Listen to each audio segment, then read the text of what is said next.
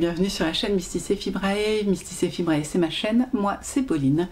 Et je vous retrouve aujourd'hui pour ce 17e épisode de Vlogtober. Sur ma chaîne qui habituellement est plutôt réservée à mes loisirs créatifs qui tournent autour du fil, j'ai décidé pour les Vlogtober de vous proposer quelque chose de complètement inédit pour cette chaîne, parce qu'il y en a bien d'autres qui l'ont fait. J'ai voulu étudier pendant le mois d'octobre les runes et les arts divinatoires, donc surtout les runes. Et l'objectif c'était de travailler sur une rune par jour et moi d'en apprendre et éventuellement, si ça intéressait certaines personnes, de ressortir ce que moi j'avais appris avec vous. C'est pas très clair, mais bon. Et alors, étonnamment, ça intéresse beaucoup de monde. Je ne comprends pas. Merci beaucoup toutes les personnes qui regardent. En tout cas, moi, je suis ravie que vous regardiez, que vous soyez au rendez-vous pour regarder toutes ces vidéos Vlogtober. C'est donc la 17e, car je tiens le rythme. Oui, nous sommes à 17 jours de Vlogtober. Il ne nous reste plus qu'une semaine, 2 semaines et demie, 2 semaines. On a fait plus de la moitié, quoi. Donc on tient le bon bout. Et c'est super. Voilà. Et mine de rien, eh bien, on a appris pas mal de choses sur les runes déjà. Et donc, je vais vous parler du déroulé de cet épisode. Donc, nous allons regarder les images de l'almanach de la sorcière, voir quel est le saint ou le génie du jour, éventuellement voir si le sort du jour est réalisable, chose qui n'est jamais arrivée encore. Ensuite, on va discuter de runes. Bizarre, hein? Aujourd'hui, on va... Ouais, c'est celle-là. Ouais, c'est celle-là. On va regarder Beorth. Voilà, donc ça, on verra ça après. Et puis, bien sûr, je vais tirer une carte d'oracle du jour pour illustrer la journée passée ou future. C'est vous qui voyez. Et on va l'étudier ensemble. Voilà. Bon, bah commençons alors du coup. L'almanach de la sorcière, donc que je vous montre chaque jour. Hop. Et en ce jour 17,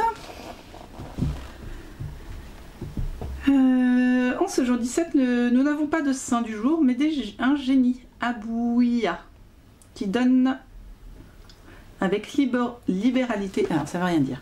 Ce génie donne avec libéralité, il conserve la santé, guérit les maladies et la stérilité. Ok. Les parfums du jour, le muguet bien sûr, la cascarie et le zdravet. Alors si vous savez ce qu'est le zdravet, s'il vous plaît, dites-le moi. C'est un jour de chance pour les directeurs et les cadres. Bah voilà. Si vous êtes directeur, cadre, c'est votre jour. On peut aussi voyager, vivre en société, bah c'est bien, écoute. Signer un contrat, enfin voilà, comme d'habitude, hein, c'est du grand n'importe quoi. La recette du jour favorise la réussite aux examens. Alors, le problème, c'est quand même qu'il y a assez peu d'examens le 17 octobre. C'est quand même assez rare. Donc, je sais pas si c'est très utile. Il faut des feuilles de menthe fraîches ou réduites en poudre, une pastille de charbon et de l'encens en grains.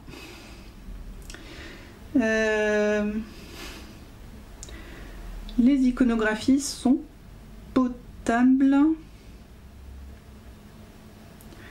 Il y en a une qui représente une scénographie, je dirais les écuries d'Augias. Ah non, pardon, c'est Hercule qui se bat contre les centaures. Autant pour moi, je dis des bêtises. Nous avons un être à moitié poisson, à moitié humain. Je vous les montre après. Hein. Et une sorcière qui blesse un paysan. Celle-là, vous allez rigoler. Alors, donc nous avons cette première lettre là. Hop, un C. Voilà, avec un être démoniaque. Là, nous avons Hercule, parce que c'est écrit Herculus, qui se bat contre des centaures, parce qu'on voit que c'est des centaures. On a, ça je vous ai montré. Ah non, celle-là. Ouais. Une sorcière, on imagine que c'est une sorcière compte tenu du livre. Et là, celle-là est très drôle. Une sorcière blessant un paysan. Vous avez vu, il a perdu sa chaussure. N'importe quoi. Bon. Eh bien, aujourd'hui, j'ai réussi à travailler 2 runes, donc je ne suis pas trop en retard parce que j'avais pas mal de trucs à faire aujourd'hui. Et j'ai quand même réussi à consacrer du temps à mon étude des runes, je suis très contente. Donc nous allons étudier la 14e rune qui est Powerth. Alors attendez, je vais vous ramener vers moi. Yop là. Parce que normalement vous devriez mieux voir l'image. Alors, voici son sigle. Donc on a le même. Son nom, Powerth.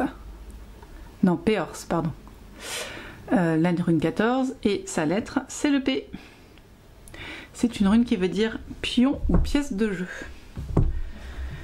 Et maintenant, nous allons la regarder. Alors, on voit bien qu'on est la nuit.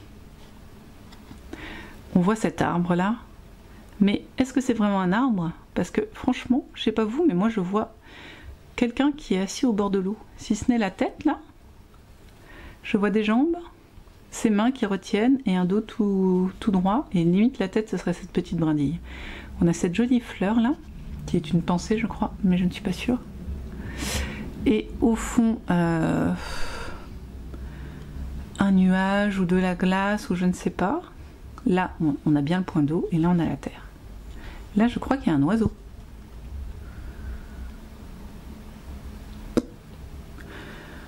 Voilà.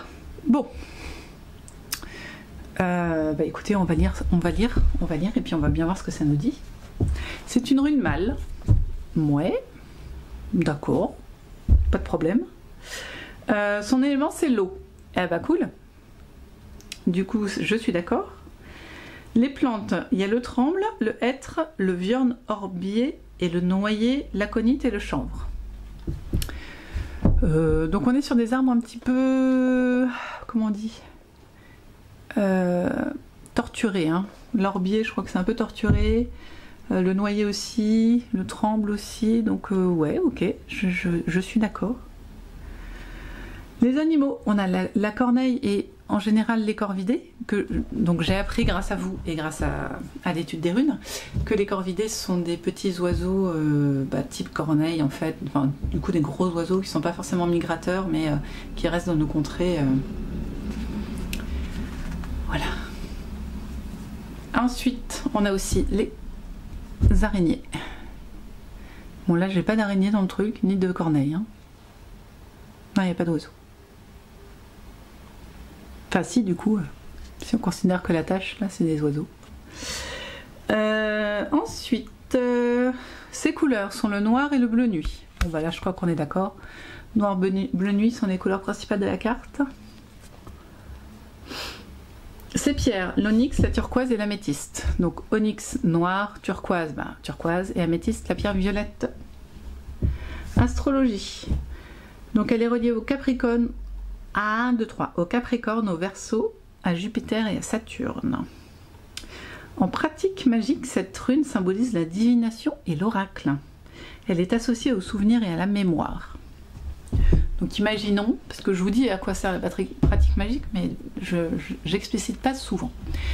C'est-à-dire que je suis une sorcière, attention, ceci est du conditionnel, ou de l'extrapolation, je ne sais pas, enfin ce n'est pas vrai en tout cas. J'ai envie de jeter un sort. Pour m'aider à jeter ce sort, en plus d'avoir fait attention au jour de la semaine où on est, de la phase de la lune, et je sais pas, d'autres trucs, à quoi on fait attention quand on jette des sorts aussi, si je regarde vers le nord ou pas, enfin voilà, il y a plein de trucs à regarder, mais en plus pour s'aider, on peut aussi utiliser cette rune si jamais, je sais pas, on veut se connecter à un oracle via la pratique magique, et eh bien on peut... dans la méditation préalable, imaginer cette rune ou même la dessiner ou par exemple la graver sur une bougie et allumer cette bougie quand on souhaite y mettre l'intention lors de la gravure de la divination. Et ensuite, à chaque fois qu'on veut tirer les oracles, on va allumer cette bougie pour que l'intention mise dans le sort soit libérer à chaque fois qu'on tire les cartes. Voilà, je sais pas si c'est très clair. En vrai, les sorts, c'est pas jeter, enfin en tout cas ceux pour lesquels j'ai pris connaissance, il ne s'agit pas de jeter des sorts, de jeter des malédictions, mais plutôt de poser une intention dans un objet ou dans un mouvement ou dans un jour pour parvenir à quelque chose ou s'ouvrir les yeux, voilà. Je sais pas si c'était très clair, mais j'avais envie de dire ça. Et donc, je sais pas si on veut se rappeler de quelque chose dont on n'arrive pas à se rappeler. Par exemple, qu'est-ce qui s'y m'est passé il y a 3 ans? Quand j'avais 3 ans, on peut utiliser cette rune lors d'un rituel pour se recentrer sur cette période-là, vu qu'elle est associée au souvenir et à la mémoire. Voilà. Mais ce qui nous intéresse, c'est la divination. Donc, allons-y. Que veut dire cette rune en divination? Elle illustre les incertitudes liées au destin. Elle est différente... comment dire? On peut pas dire qu'elle représente la fatalité, mais plutôt la force active. Alors déjà, c'est pas méga clair ce que je vous dis. Donc, elle illustre les incertitudes liées au destin. C'est-à-dire que, à partir de là, il faut imaginer que chacun a un destin.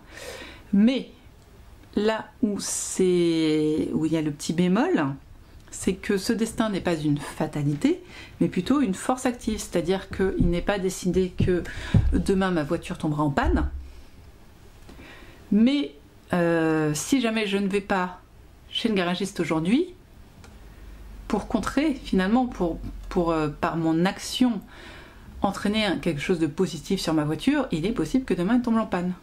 Est-ce que c'est clair?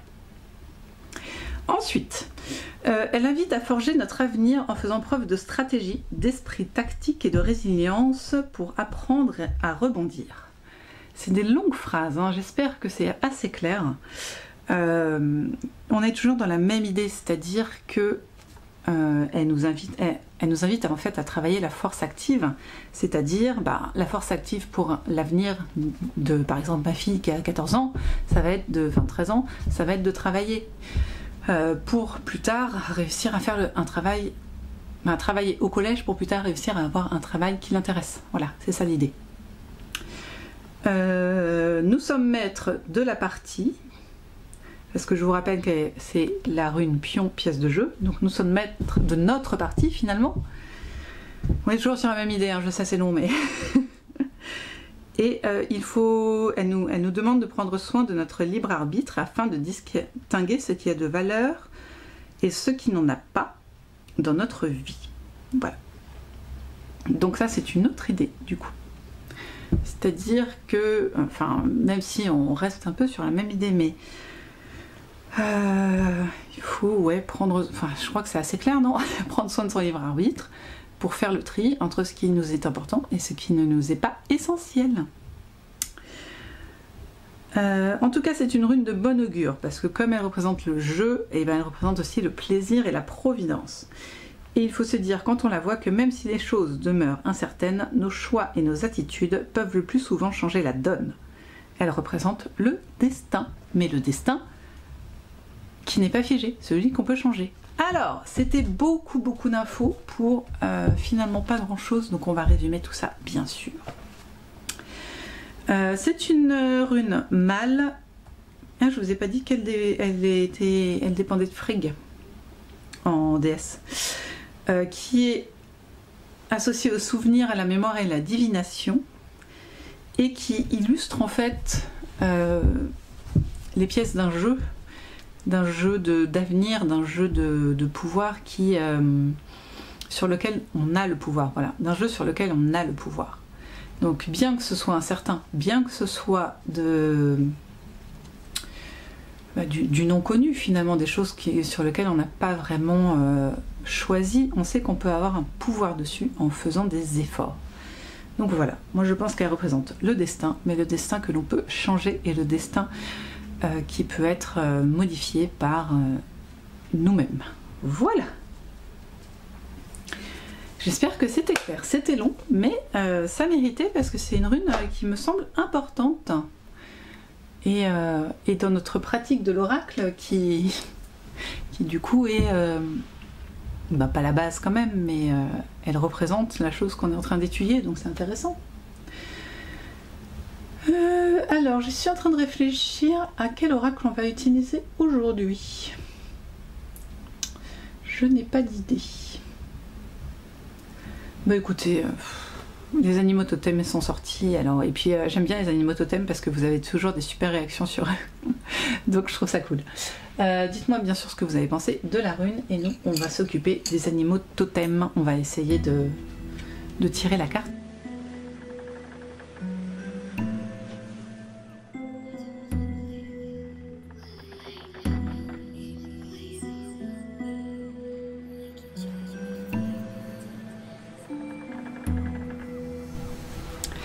Alors notre copain l'ours, bah déjà je trouve qu'il a l'air super gentil.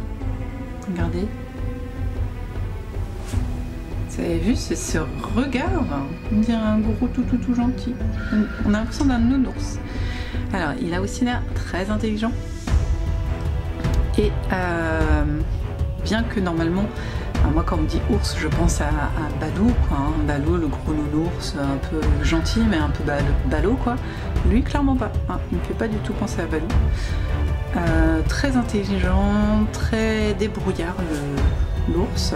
Il sait pêcher, chasser, cueillir, grimper aux arbres. On est loin de Winnie l'ourson clairement. Et ouais, j'ai des références hein, aujourd'hui. Voilà, alors je le trouve bien décoré, entre guillemets. Hein. Vous voyez, il a des perles, il a des poils de couleur, des plumes.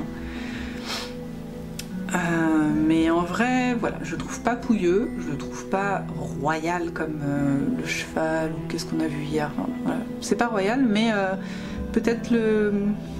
Alors, toujours dans les Disney, Rafiki, vous voyez, je le vois bien en chaman.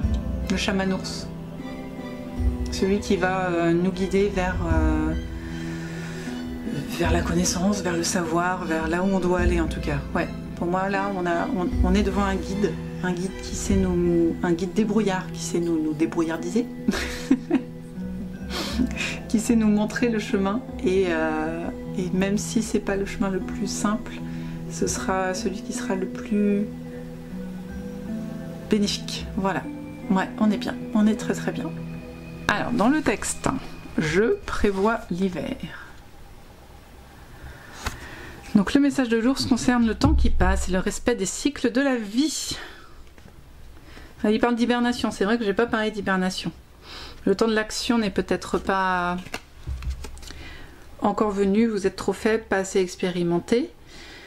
Les autres ne vous prennent pas suffisamment au sérieux, mais votre projet n'est pas encore mûr et vos attentes sont trop infantiles. Mais pourtant, il ne faut pas renoncer, bien au contraire, continuez à avoir confiance en votre potentiel de croissance. En vous fortifiant chaque jour, il ne fait aucun doute que vous réunirez ainsi les éléments nécessaires à l'action. Mais en parallèle, elle peut aussi vouloir dire qu'il faut juste attendre de jours meilleurs, attendre que la période devienne plus faste et que les neiges fondent, tout ça en méditant à ce qu'on pourra faire au printemps. Voilà, bah écoutez, oui, on s'y retrouve, ça complète, je trouve. Je trouve que parfois le livret complète ce que moi j'ai dit, sans rarement il réfute ce que j'ai dit, mais il complète une autre phase. Voilà, bah dites-moi à me dire ce que vous pensez de notre copain le loup. Oh là là, voilà, parce que bah, c'est toujours intéressant. J'adore entendre ce que vous avez à dire sur les différents oracles. Bah écoutez, sur ce, on va se laisser. Moi, je vais monter le vlog pour pouvoir vous le proposer. Et puis, on va de toute façon se retrouver demain pour un nouveau Vlogtober. À demain.